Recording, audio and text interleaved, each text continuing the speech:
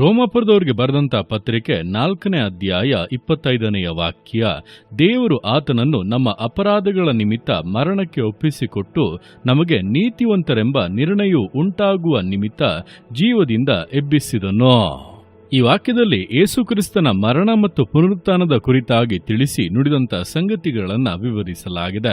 ನೋಡುವಂತ ಸಮಯದಲ್ಲಿ ಈ ರೀತಿಯಾಗಿ ಬರೆಯಲ್ಪಟ್ಟಿದೆ, ದೇವರು ಆತನನ್ನು ನಮ್ಮ ಅಪರಾಧಗಳ ನಿಮಿತ್ತ ಮರಣಕ್ಕೆ ಒಪ್ಪಿಸಿ ಕೊಟ್ಟು ಎಂಬುದಾಗಿ. ಅಂದ್ರೆ ನಾವು ಪಾಪಿಗಳಾಗಿ ದೇವರಿಗೆ ವೈರಿಗಳಾಗಿದ್ದಂತ ಸಮಯದಲ್ಲಿ ನಮ್ಮ ಪಾಪಗಳನ್ನ ಕ್ಷಮಿಸಿ ದೇವರಿಗೆ ಹತ್ತಿರವಾಗುವಂತೆ, ದೇವರೊಟ್ಟಿಗೆ ಒಂದು ಸಮಾಧಾನವನ್ನ ಉಂಟು ಮಾಡುವಂತೆ ಯೇಸುಕ್ರಿಸ್ತನನ್ನು ದೇವರೇ ಮರಣಕ್ಕೆ ಒಪ್ಪಿಸಿ ಕೊಟ್ಟರು.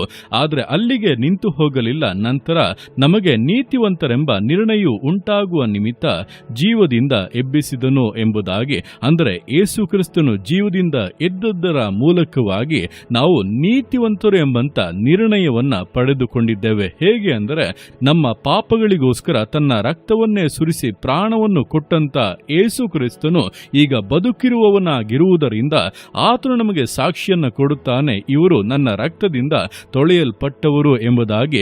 ಆದ್ದರಿಂದ ಮರಣವನ್ನು ಜಯಿಸಿದಂತ ಯೇಸು ಕ್ರಿಸ್ತನು ನಮ್ಮನ್ನು ನೀತಿವಂತರು ಎಂಬುದಾಗಿ ಗುರುತಿಸುವುದರಿಂದ ನಾವು ನೀತಿವಂತರು ಎಂಬಂತ ನಿರ್ಣಯವನ್ನು ಹೊಂದಿದ್ದೇವೆ.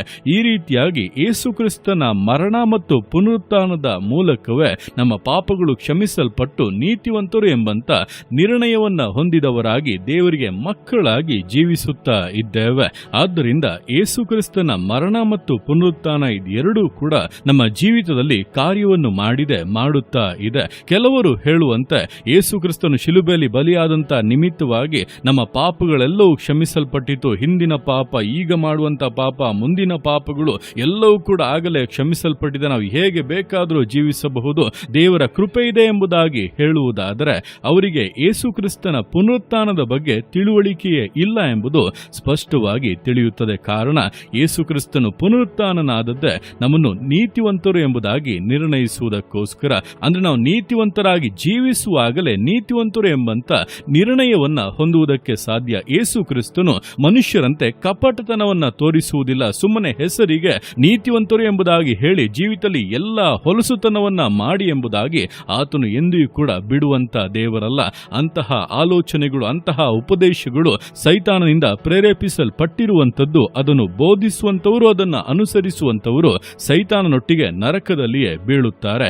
ಆದ್ದರಿಂದ ಈ ದಿವಸಗಳಲ್ಲಿ ಯೇಸು ಕ್ರಿಸ್ತನ ಮರಣ ಮತ್ತು ಪುನರುತ್ಥಾನದಿಂದಲೇ ನಮ್ಮ ಪಾಪಗಳು ಕ್ಷಮಿಸಲ್ಪಟ್ಟು ನಾವು ನೀತಿವಂತರೆಂಬಂತ ನಿರ್ಣಯವನ್ನ ಪಡೆದಿದ್ದೇವೆ. ಇನ್ನು ಜೀವಿಸುವುದು ನಾವಲ್ಲ, ನಮ್ಮಲ್ಲಿ ಕ್ರಿಸ್ತನೇ ಜೀವಿಸುತ್ತಾನೆಂಬುದನ್ನ ತಿಳಿದು ಕ್ರಿಸ್ತನು ಜೀವಿಸುವಾಗ ಆತನು ಹೇಗೆ ಪಾಪ ಮಾಡುವುದಕ್ಕೆ ಸಾಧ್ಯ, ಆತನು ಹೇಗೆ ಅನ್ಯಾಯವಾಗಿ, ಅನೀತಿಯಾಗಿ, ಕಪಟತನದಿಂದ ಜೀವಿಸುವುದಕ್ಕೆ ಸಾಧ್ಯ ಎಂಬುದನ್ನ ಅರಿತು ಅಂತಹ ಜೀವಿತಗಳು ನಮ್ಮಿಂದ ತೊಲಗಿ ಹೋಗುವಂತೆ ಕರ್ತನ ಪುನರುತ್ಥಾನದಲ್ಲಿ ನಾವು ಭಾಗಿಗಳಾಗಿ ಆತನ ಮೂಲಕವಾಗಿ ಪಾಪವನ್ನು, ಲೋಕವನ್ನು, ಸೈತಾನನ್ನು ಜಯಿಸಿದವರಾಗಿ ಪರಿಶುದ್ಧತೆಯಲ್ಲಿಯೂ ನೀತಿವಂತಿಕೆಯಲ್ಲಿಯೂ ದೃಢತೆಯಲ್ಲಿಯೂ ಸಮರ್ಪಣೆಯ ವಿಶ್ವಾಸ ಜೀವಿತಗಳನ್ನು ಮುನ್ನಡೆಸೋಣ. ದೇವರ ಕರಗಳಲ್ಲಿ ಸಮರ್ಪಿಸಿ ಪ್ರಾರ್ಥಿಸೋಣ. ಯೇಸುವೆ ಸ್ತೋತ್ರ ರಾಜ, ಕೊಟ್ಟಂತ ಈ ದಿವಸಕ್ಕೋಸ್ಕರ ಸ್ತೋತ್ರ ಕರ್ತನೆ.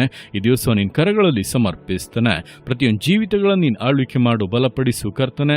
ಹೌದಪ್ಪ, ಯೇಸು ಕ್ರಿಸ್ತ ನಮ್ಮ ಅಪರಾಧಗಳ ನಿಮಿತ್ತ ಶಿಲುಬೆಯಲ್ಲಿ ಬಲಿಯಾದನು, ಹಾಗೆ ನಮಗೆ ನೀತಿವಂತರೆಂಬಂತ ನಿರ್ಣಯವನ್ನು ಉಂಟು ಮಾಡಬೇಕೆಂಬುದಾಗಿಯೇ ಜೀವದಿಂದ ಎದ್ದನು ಅಪ್ಪ. ನಾವು ಅದನ್ನು ನಂಬುತ್ತೇವೆ. ಆತನ ಮರಣ ಮತ್ತು ಪುನರುತ್ಥಾನಗಳ ಮೂಲಕವೇ ತಂದೆ ನಾವು ನಿಮ್ಮ ಮುಂದೆ ನಿಲ್ಲುವುದಕ್ಕೂ, ನಿಮ್ಮನ್ನು ಅಪ್ಪ ತಂದೆ ಎಂಬುದಾಗಿ ಕರೆಯುವುದಕ್ಕೂ ಅಪ್ಪ ಪುತ್ರ ಸೌಭಾಗ್ಯವನ್ನು ಹೊಂದಿದ್ದೇವೆ. ಪರಲೋಕದ ಬಾಧ್ಯತೆ ನಮಗೆ ಸಿಕ್ಕಿದೆ. ಅದನ್ನು ಅರಿತು ಯೇಸು ಕ್ರಿಸ್ತನ ನಾಮಕ್ಕೆ ಶ್ರೇಷ್ಠವಾದಂತ ಘನತೆಯನ್ನು ಹೃದಯದಾಳದಿಂದ ಸಮರ್ಪಿಸ್ತಾ ಇದ್ದೇವೆ. ಅಪ್ಪ, ನಿನಗೆ ಸಕಲ ಮಹಿಮೆಯು ಉಂಟಾಗಲಿ. ಇನ್ನು ಜೀವಿಸುವುದು ನಾವಲ್ಲ, ನಮ್ಮಲ್ಲಿ ಕ್ರಿಸ್ತನೇ ಜೀವಿಸಲಿ. ಆತನ ಆಗ್ರಹಗಳು, ಆತನ ಚಿತ್ತ, ಆತನ ಬಯಕೆ ಏನಿದೆಯೋ ಅದಕ್ಕೆ ನಮ್ಮನ್ನು ಪೂರ್ಣವಾಗಿ ಒಪ್ಪಿಸಿಕೊಡ್ತಾ ಇದ್ದೇವೆ.